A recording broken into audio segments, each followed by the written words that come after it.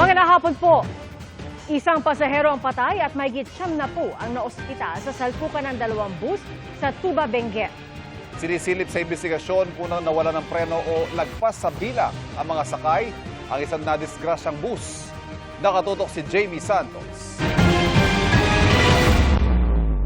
Parehong napinsala ang dalawang bus ng Victory Liner na nagkasalpukan pasado alas 8 ng gabi ng Sabado sa bahagi ng Marcos Highway sa Barangay Taloy Sur, Tuba, Benguet. Ayon sa mga responder, karamihan sa mga pasahero ay nagtamo ng mga pasa, gasgas at sugat mula sa nabasag na salamin. May isang pasaherong nailabas matapos maipit sa loob ng isa sa mga bus. Pagdating namin doon, may mga pasyenteng nakahandusay, nakahiga, nakaupo nasa area. Then nadatan namin yung dalawang bus. Yung isa nasa itaas banda, yun yung unang nabunggo. Tapos sumunggo, nandun na sa baba, natumba, nag-flip.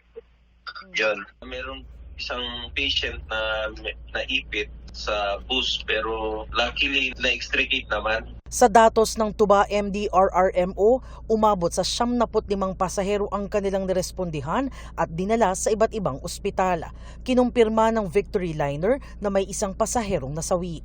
Lumalabas sa investigasyon na nawalan umano ng preno sa may kurbada ang ordinary bus na may 87 sakay. Pababa na ito mula Baguio na makasalpukan ng pabagyo namang air-conditioned bus na may 39 na pasahero. Nahagip din ng ordinary bus ang isang SUV bago ito bumangga sa pader sa gilid ng kalsada at tumagilid. Accident-prone daw ang pinangyarihan ng aksidente. Dinala po namin lahat sa hospital, iba't ibang hospital kasi nga marami. Long sharp curve kasi, ayun nga, diretsong pababa. So baka yung preno natin uminit.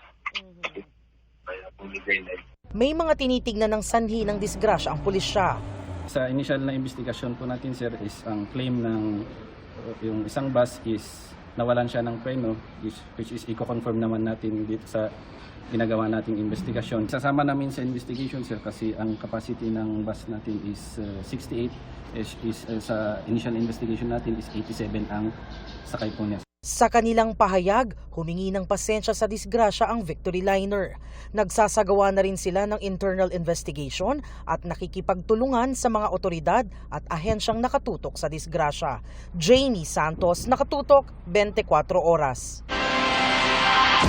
Sinusubukan pa ng GMA News sa makuhang pahayag ng Land Transportation Franchising and Regulatory Board o LTFRB kaugnay sa disgrasya.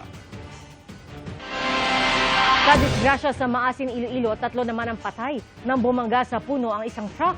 Kargado ng mga kawayan ng truck na mabilis ang takbo hanggang sa tumbukin ng isang puno ng akasya. Bago nito, nadali ng truck ang kasalubong na motorsiklo. Dead on the spot ang driver at 2 sakay ng truck, habang nakaligtas ng isang pahinante na ginagamot sa ospital. Sugatan din ang rider at ayon sa pulisya, posibleng nawala ng preno ang truck at sinadya na lang ng driver na ibangga sa puno. Kinumpirma ng isa sa mga abogado ni Vice President Sara Duterte na bukas na magsusumite ng sagot sa Senate Impeachment Court ang kanilang kampo kaugnay sa kinakaharap niyang impeachment complaint. Maghihigpit na rin ang seguridad sa Senado bukas. Nakatutok si Jonathan Andal. Handa na ang ipapasang sagot ng defense team sa articles of impeachment laban kay Vice President Sara Duterte. Ayon sa isa sa mga abogado ng BISE na si Atty. Michael Powa, magpapasa sila ng sagot bukas na mismong deadline ng Senado na impeachment court. Pero hindi pa nila masabi kung personal silang pupunta sa Senado o ipadadala na lang sa email ang kanilang sagot. Sa media advisory ng Senado mula alas 8 ng umaga hanggang alas 7 ng gabi bukas, hihintayin ang sagot ng BISE. Kaya mas maghihigpit ng seguridad bukas ang Senado. Sa gitna nito, itinanggi ni Senate President Alan Peter Cayetano na tungkol sa impeachment trial ang panukalang payagan ng mga senador na makilahok at bumoto online. Wala pong katotohanan na yung amendment ng rule na to ay nakaugnay sa amendment sa rule sa impeachment. Bakit po? Unang-una, inadapt na po namin yung rule sa impeachment. Pag binago namin yun, ipapublish pa, tatagal pa po yun.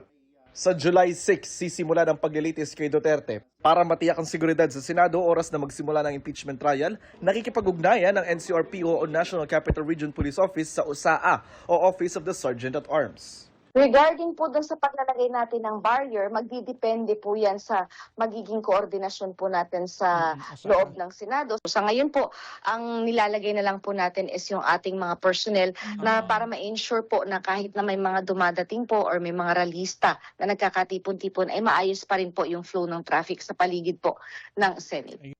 Jonathan Andal, Nakatutok, 24 Oras. Bago po ang pasukan sa susunod na linggo, may mga namimili na ng mga murang school supplies at dyan po yan sa Divisoria at sa Baclaran. Pero, inflation is real din ba pagdating sa presyuhan? Alamin sa pagtutok ni Bernadette Reyes. Taon-taon Divisoria, Maynila ang punta ni Zaira para mamili ng school supplies para sa mga anak niyang nag-aaral. Mas mura kasi kumpara sa mall. Tatlo yung estudyante ko. Kapag bumili ako ng bultuwa, may chance na hindi ko mabili yung iba pa. Tulad ng uniform, ng bag. Ayon sa mga tindera sa Divisoria, mas mababa ang presyo nila sa ilang school supplies kumpara nung isang taon. Mas mura po kasi ngayon ang school supplies since mababa namin siya nakukuha. So kaya namin siya bigay na mas mababang presyo. Base sa nilabas na gabay ng Department of Trade and Industry na gabay sa pamimili ng school supplies, ang 80 leaves na writing at composition notebook dapat nasa 13 to 52 pesos. Sa spiral notebook, 14 to 49 pesos naman. Kung may tahi, hanggang 47 pesos. Ang intermediate pad, 22 pesos ang pinakamababang presyo.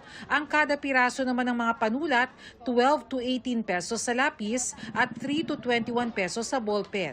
12 to 114 pesos naman ang crayons, depende sa rami ng laman kada box. Ang pambura, 8 to 20 pesos. Hanggang 69 pesos ang pantasa at hanggang 32 pesos ang ruler. Depende naman sa pwesto ang presyo ng school uniform. Sa pwesto ni Jimmy Manansala, hindi anya nagbago ang presyo. Medyo makakamura kapag dito sa bangketa lang. Pagka sa mall ka bibili, mga taas. Pinakamababa na yung 250. Dito, 200 lang. Sa Baclaran naman, namimili si Emily dahil mas malapit sa Cavite kung saan sila nakatira. 6,000 pesos ang budget niya para sa 3 apo. 2 bag, tapos yung mga uniform ng apo ko. 3 uniform, 3 short, 3 pants pa. Tapos may sando pa, may short pa, may boxer pa. Sa pwestong ito dito sa Baclaran, mas mababa ang presyo ng mga school supplies ngayon kumpara nung nakaraang taon. Mahigpit raw kasing kakumpetensya ang mga online sellers. Mas mura ngayon, hindi noong nakaraang taon. Dahil sa mababa ngayon yung kuha namin sa supplier. Mas gusto ko po yung personal ko siyang nakikita. Para kung may defect, kita mo na siya agad. Bernadette Reyes, Nakatutok, 24 Oras.